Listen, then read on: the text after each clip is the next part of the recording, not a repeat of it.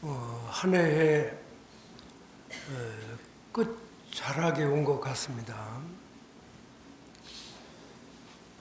며칠 전 무안에서 항공사고로 179명의 고귀하신 생명이 유명을 달리했습니다.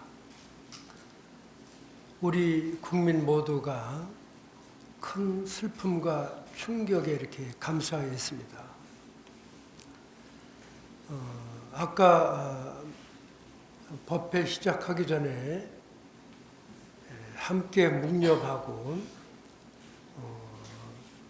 희생된 분들을 위로하고 그분들의 왕생극락을 발언하면서 아까 예를 올렸기 때문에 무한 사고에 대해서 함께 마음 아파하고 또 함께 그분들을 걱정하고 위로하는 것은 우리가 이렇게 따로 떨어져 있는 것 같지만은 전부가 연결이 되어 있기 때문에 그런 것입니다. 그래서 이웃이 행복하면 내가 행복하고 이웃이 슬프고 불행하면 우리 모두 슬프고 불행해지는 것입니다. 그래서 가만히 보면은 하늘과 땅, 별, 또 태양, 또 서 있는 나무들, 또 무심한 바위들까지도 나와 전부 연결되어 있는 것입니다. 그래서 우리는 그런 연결고리를 인연이라고 하는 것입니다. 그래서 그것 말고도 국가가 끊임없이 혼란 속에 빠져 있습니다. 나라를 운영하는 대통령이 탄핵이 되고 또 대통령을 대행하는 총리까지 탄핵이 되고 끊임없는 탄핵 바람에 책임 있을 자리에 있는 분들이 전부 비어 있어서 정치적으로는 상당히 어려운 상황이지만 우리 불자님들은 자신의 위치에서 자신이 하고자 하는 생업에 충실하고 자기 일에 몰두할 때 이 국가도 안정이 되고 나라도 편안하지 않나 이렇게 생각이 됩니다. 흔들림 없이 자기 생업에 몰두하고 이렇게 나아가는 것이 우리 불자들의 도리고 국민의 도리라고 생각이 됩니다. 그리고 오늘은 또 굉장히 소중한 날입니다. 뭐가 소중하냐면 부처님께서 그 고행 끝에 고행을 포기하시고 왜 고행을 포기를 하셨느냐면 고행만이 깨달음으로 다가서는데 지름길이 되지 않겠는가 이렇게 시타르타 태자는 그런 생각을 했어요. 혹독한 고행 속에서 깨달음을 얻는 것이 진정한 수행이라고 생각을 했는데 그러다 보니까 음식도 줄이고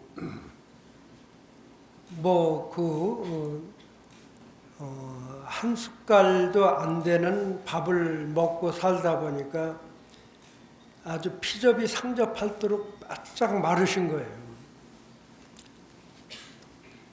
그 다음에 잠도 거의 주무시지 않고 생로병사 4가지 숙제를 풀기 위해서 이렇게 몰두를 하셨는데 또 한편에는 이런 생각을 했습니다. 이 육신을 잃어버린다면 고행을 통해서 육신을 잃어버린다면 그 다음에 무슨 깨달음을 얻을 수 있겠는가. 육신의 소중함을 느끼기 시작을 한 겁니다. 그래서 교진여 등 함께 수행하는 5 비구들을 등을 지고 수행을 하다가 이제 내란자라는 강가에 내려와서 목욕을 하신 겁니다. 그 당시에 인도의 수행자들은 안 닦고 안 씻고 적게 먹고 잠도 안 자고 이렇게 하는 것만이 올바른 수행이라고 생각을 해서 교진여 등 5 비구가 시다르타 태자가 결국은 고행을 포기한 게 아니냐 이런 생각을 했습니다. 그랬는데 태자는 아까 얘기한 것처럼 육신이 사라진 다음에는 더 이상 수행을 하기가 어렵다 이렇게 판단하고 강가에서 수행을 하고 그 수행을 한 다음에 그 고행님이라고 해서 이제 그쪽에서 아마 이렇게 수행자들이 고행을 했던 고행님에 들어가서 이렇게 나무 밑에 앉아 있는데 이제 목욕을 해서 정신은 어느 정도 맑아졌는데 며칠을 안 먹어서 시장기가 극도로 올라와서 정신이 다 가물가물할 정도인데 그때 마침 그 지역의 우르벨라라는 촌에 촌장의 딸 수자타라는 소녀가 나무, 우리나라도 옛날 뭐 큰 오래된 나무에 목신이 있다고 나무에다가 이렇게 쌀도 올리고 물도 올리고 그래서 기도하는, 우리나라도 그런 일이 있었는데 아마 인도에도 그런 일이 있어서 이 촌장의 딸 수자타가 나무 신에게 공양을 올리려고 우유죽을 써 가지고 가는 도중에 고행림에서 홀로 앉아 수행하는 시다르타 태자를 발견하고 시다르타 태자에게 우유죽을 올리게 돼요. 그래서 이 소녀가 준 우유죽을 이 시다르타 태자가 먹으면서 기운을 회복하게 돼요. 그래서 이 수자타 소녀는 부처님께 올린 최초의 공양이 되지 않나 이렇게 생각이 되고, 그래서 꾸준하게 이 소녀가 올린 공양죽을 먹고 힘을 얻은 다음에 붓다가야 보리스나 말에서 생로병사 4가지 숙제를 풀기 위해 풀지 않으면은 절대 일어나지 않겠다는 아주 단단한 각오를 가지고 보리스나 말에서 일주일 7일 7야를 먹지도 않고 물도 한 모금 마시지 않고 수행 정진한 끝에 음력 12월 8일 새벽 별빛을 보는 순간에 무상의 대도를 성취하게 되는 것입니다. 부처님께서는 깨달음을 얻으신 다음에 인간이 누구나 겪고 있는 생로병사 4가지 숙제를 풀고 나서 그토록 태자의 마음을 억누르고 힘두르고 괴롭게 했던 그 의문과 숙제가 한 번에 다 풀린 것입니다.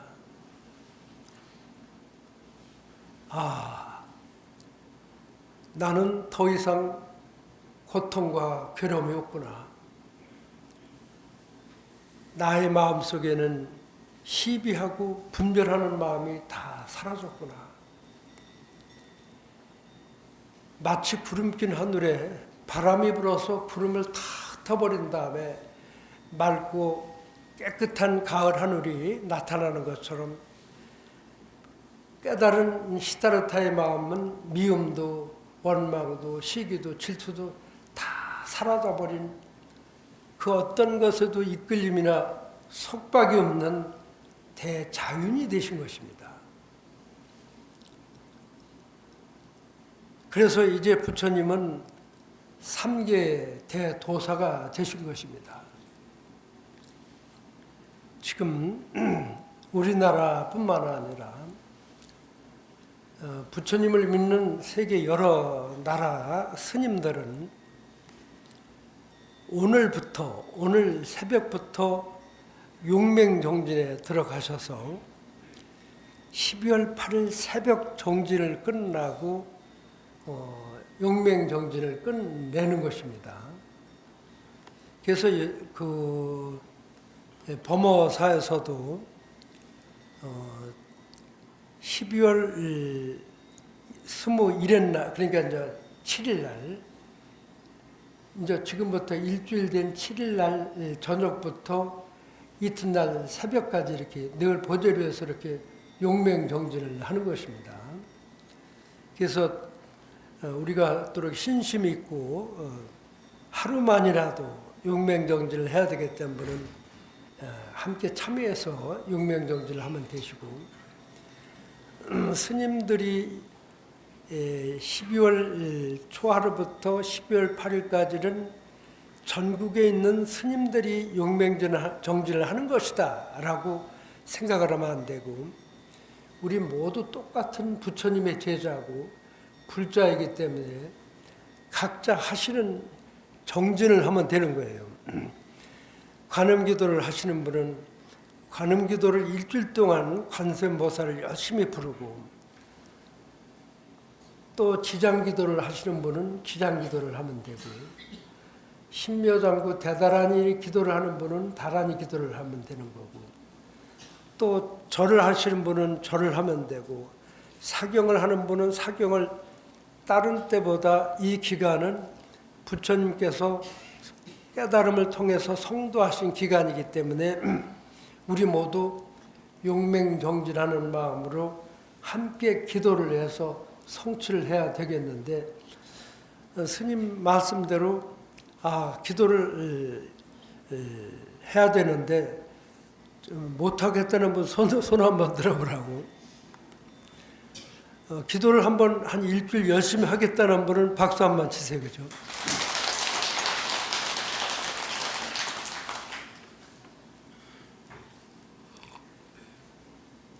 이제 불교 공부가 간절해야 된다 하고, 간절하게 기도하지 않고 간절하지 않으면 이루어질 수가 없는 것입니다. 그래서 우리가 기도를 하는 데는 첫째 큰 신심이 있어야 되는 게, 신심은 믿음이잖아요. 내가 기도를 하면은 나도 부처님처럼 깨달음을 얻을 수 있다 하는 그런 믿음이 앞에 있어야 되고, 두 번째는 기도를 하든 사경을 하든 간절해야 돼요. 간절해야 된다. 그래서 간절하게 기도해서 이루어지지 않는 일이 없습니다. 그 다음에 기도를 하는데 간절해야 되고, 또 하나는 뭐냐면 끈기라, 참을인자 있잖아요. 기도를 하는데 참고 견디고 이겨나가야 되는 거 있잖아요. 그래서 기도를 하는데 첫날은 좀 했는데 그 다음날 포기해버리면 안 되잖아요. 그렇죠?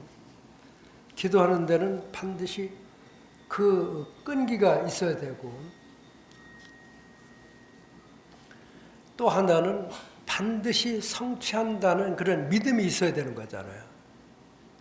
그래서 기도하는 데는 우리가 큰 원력을 앞에 세워가지고, 우리 신랑이 사업을 하는데 이 사업이 반드시 성취되기를 간절히 염원하면서 기도하는 거하고 그냥 기도하는 거는 차이가 있어요. 지난 시절에 제가 범어사 주주를 하고 있는 동안에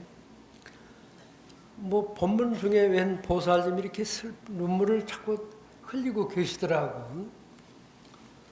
그래서 일부러 주지실에 그분을 오시라고 그래가지고 물어보니까 신랑이 그 당시 이렇게 장갑도 짜고 양말도 짜는 이런 뭐 종업원들이 뭐 몇 명 안 되는 작은 공장인데 이게 뭐 어떻게 은행 돈을 좀 써가지고 이게 사업이 잘 안 되니까 넘어갈 입장이 있는데 뭐 굉장히 많은 돈으로 넘어가는 게 아니라 요즘 같으면 1억도 안 되는 돈에 그 자기 사업이 넘어가게 된 거예요. 그래서 스님이 그러면 얼마나 급박한 상황이냐. 그러지 말고 우리 법무사 관음전에 가서 열심히 한번 기도를 해봐라.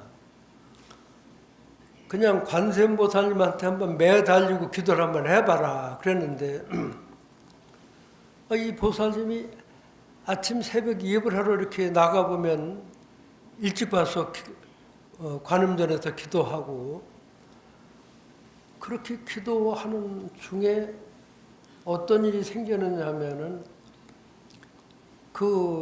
이 신랑의 형님이 일본에서 사업을 하고 계시는데 일본에서 사업을 하면서 사업이 잘 돼서 그 사업이 잘 되니까 또 사람은 어떤 생각을 하느냐면 태어난 고향에 뭘 하나 하고 싶은 생각이 돼서 이제 고향을 찾아와서 이제 동생이 어디 사는 거를 수소문을 하니까 부산에 살고 부산서 장갑 공장을 한다는 소문을 듣고 찾아오시게 된 거라.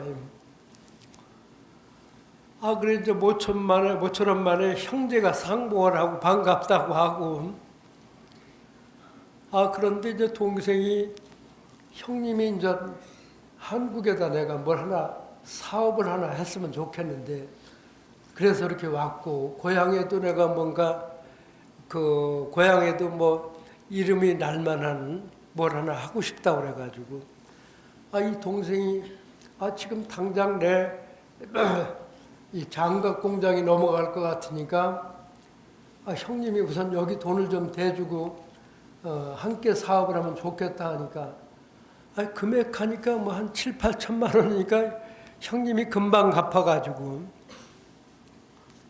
장갑 공장도 몇 배로 확대를 하고 거기서 뭐 양말도 만들고 그래서 불과 2주 기도가 안 돼서 2주도 안 됐는데 막 얼굴에 아주 뭐 기쁜 마음이 막 가득한 거예요.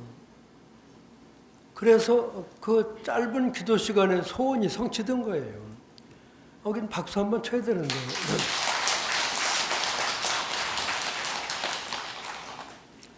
꼭 그 사람에게만 그런 게 아니라 아까 스님이 얘기했던 것 마냥 그 사람과 사람 사이에 전부 연결이 돼 있잖아요. 그러니까 내가 누군가 이야기를 하면 그 사람이 들어오잖아요. 가끔 보면 호랑이가 제 말하면 온다는 말이야. 전부가 거밀점처럼 연결이 돼서 우리가 부처님을 생각을 하면은 부처님과 연결이 더 진하게 굳게 이렇게 되는 것입니다. 또 착한 친구하고 기도 잘하는 친구를 가깝게 하면 나도 모르는 사이에 기도심이 배이게 되는 거예요. 그 절에 와서 기도를 안 하고 가더라도 안 온 사람보다는 오는 사람이 낫잖아요. 그죠? 그래서 요즘에 국가적으로 어려운 시기고 가정도 어렵고 사회도 어려운데 우리 모두 기도를 한번 열심히 해서 이 어려운 국난을 우리 불자님들이 앞장서서 풀어나갔으면 좋겠습니다. 기도 한번 하시겠습니까?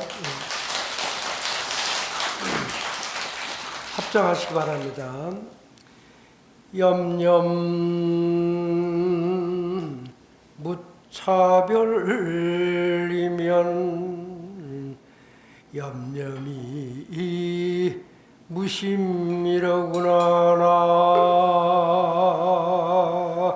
무아위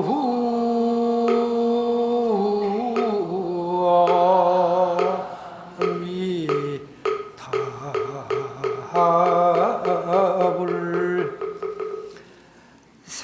생각이 차별하는 마음이 없으면은 생각이 무심한 부처님 마음이 된다. 염념이 무십이면 상주 정톤이라나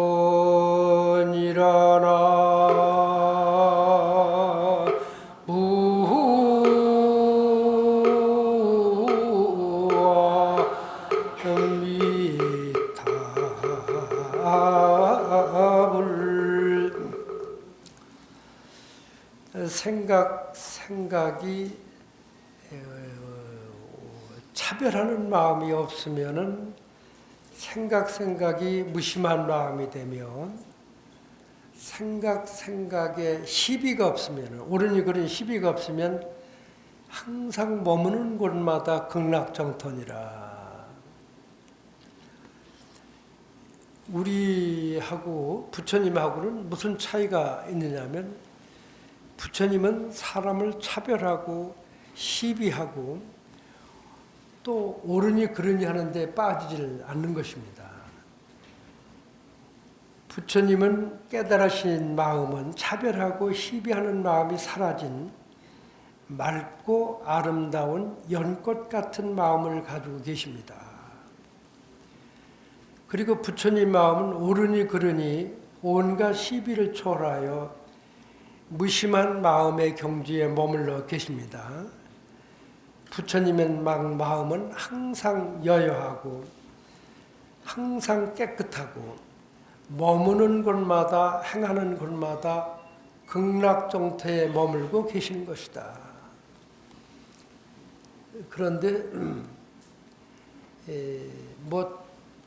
우리 마음도 옳으니 그르니 하잖아요. 그게 맞고 이게 틀리다 하고 또 내 생각이 이게 맞는데 상대방 마음은 내 생각한 대로 맞지 않다고 그 사람 마음이 꼭 틀린 건 아니잖아요. 그죠? 그런데 우리는 가끔 내 생각대로 안 되면은 화를 내고 짜증을 내는 경우가 있잖아요. 그 가정에서도 보면은 부부간이 가장 가까운 사람이라고 해서 일심동체지만은 생각이 다를 수가 있잖아요. 그죠? 그 생각의 차이 때문에 싸움이 발생이 되는 거잖아요. 그래서 시비가 생기고 가정불화가 일어나지 않으려면 신랑이 옳다고 우기면 아니더라도 당신 말이 맞습니다. 그렇게 하면 끝나나요? 안 나나요?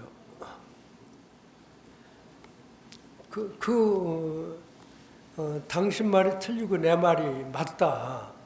안 그러면 내 손가락에다 내 말이 틀리면 장을 지지겠다고 막 그러다 보면 점점 소리가 커지잖아요. 그죠?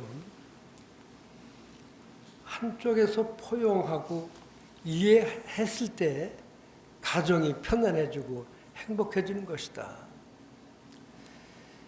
지금 스님이 이런 얘기 안 해도 뻔하게 잘하는데 나라가 돌아가는 걸 가만히 보면은 서로 옳다고 그래요, 안 그래요? 부모가 아이들 생각도 해야 돼요, 안 해야 돼요? 부모가 싸움이 많으면은 애들도 불안해지잖아요. 정치인들이 싸우면은 국민들이 불안해지는 거라. 그 정치인들도 조금 불교를 믿고 부처님 마음을 조금 닮아서 상대방이 이해하는 걸 잘 들어주고 상대방이 잘못 얘기하더라도 또 상대방이 옳은 얘기를 하든 그런 얘기를 하든 들어주고 호응도 해주고 이래야지 나라가 되고 지금 코로나 이후로 세계가 힘들고 일본은 막 지금 쌀값이 올라서 난리가 난 거예요. 근데 우리나라는 쌀값이 올라갈 수가 없어요. 쌀이 남아 돌아가나요? 우리나라는 쌀이 남아 돌아가서 국가가 쌀을 좀 사줘야 되는 거 있잖아요. 수매를 해줘야 된다. 그러니까 얼마나 행복하냔 말이에요, 우리나라가. 중국에는, 가까운 중국은 노무자가 막 와서 데모를 하고 난리인데 7년을 봉급을 못 받은 거라. 7년을 봉급을 못 받으니까 이 집안 꼴이고 뭐 엉망이 됐나요, 안 됐나요? 그래도 나라가 혼돈에 좀 쌓여 있다 하더라도 그래도 우리나라 태어난 게 자랑스럽냐 그러나요? 박수 한번 치세요, 그죠?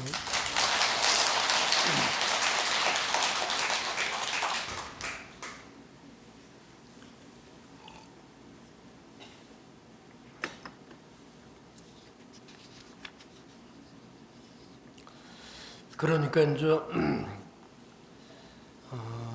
부처님께서 모든 살아있는 생명이 서로 사랑하고 행복하게 살아가도록 부처님께서는 늘 기도해 주시고 우리 옆에 있고 우리보다 모든 능력을 가지고 계셔서 우리가 지극하게 기도할 때 부처님께서는 우리를 돌봐 주시고 우리와 함께 하는 것입니다.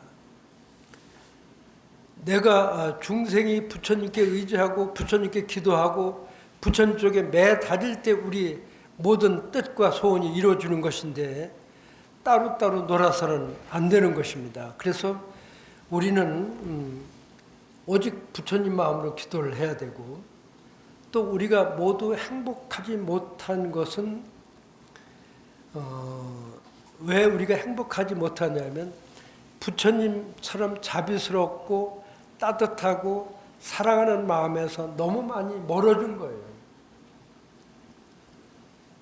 모든 불행은 사랑하는 마음이 우리 마음속에서 고갈되어 말라 없어졌기 때문에 우리가 힘들고 어려운 것이다.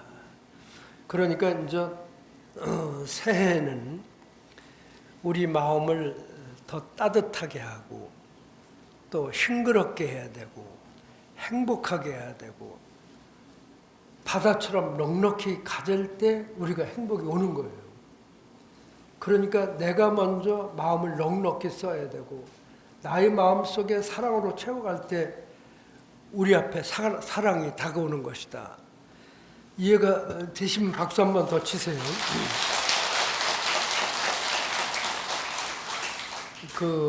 그래서 이제 우리가 조금 더 부처님처럼 순수한 마음이 되어야 된다. 그래서 이제 부처님은 순수하시기 때문에 모든 사물을 차별 없이 보는 거예요. 근데 우리 마음이 순수하지 못하고 아까 얘기했듯이 옳으니 그르니 차별심을 일으키고 좋으니 나쁘니 하는 생각 바람에 삶에 다툼이 생기고 힘들어지는 것이니까 새해는 아까 얘기했듯이 다툼과 시비를 벗어버리고 살아가는 마음, 따뜻한 마음, 감사하는 마음, 또 이렇게 베푸는 마음, 이런 마음을 우리 마음속에 자꾸 채워갈 때 우리는 부처님 마음으로 다가서고 점점 더 행복해지는 것입니다. 우리 잠깐 합장하시기 바랍니다. 나는 행복합니다. 나는 행복합니다. 우리 곁에 부처님이 계셔서 우리 모두는 행복합니다. 초하루 기도 공덕으로 가정이 행복해집니다. 가정이 행복해집니다. 사랑하는 아들, 딸들이 건강해집니다. 손자, 손녀가 행복해집니다. 오늘 기도 공덕으로 우리 이웃이 행복해집니다. 사회가 행복해집니다. 우리 나라가 행복해집니다. 우리 기도 공덕으로 전쟁이 종식되고 세상이 평화로워집니다. 나는 행복합니다. 나는 행복합니다. 나는 행복합니다. 초하루 기도 공덕으로 우리 가정이 행복해집니다. 우리 기도 공덕으로 뛰어노는 동물들도 행복해집니다. 기도 공덕으로 나무들도 꽃들도 모두가 행복해집니다. 기도 공덕으로 온 세상이 행복해집니다. 행복해집니다. 행복해집니다. 원컨대 오늘 이 초하루 기도 공덕으로 멀리 있거나 가까이 있거나 모든 사람, 모든 생명에게 행복과 기쁨이 충만하게 하소서. 모두 성불하세요.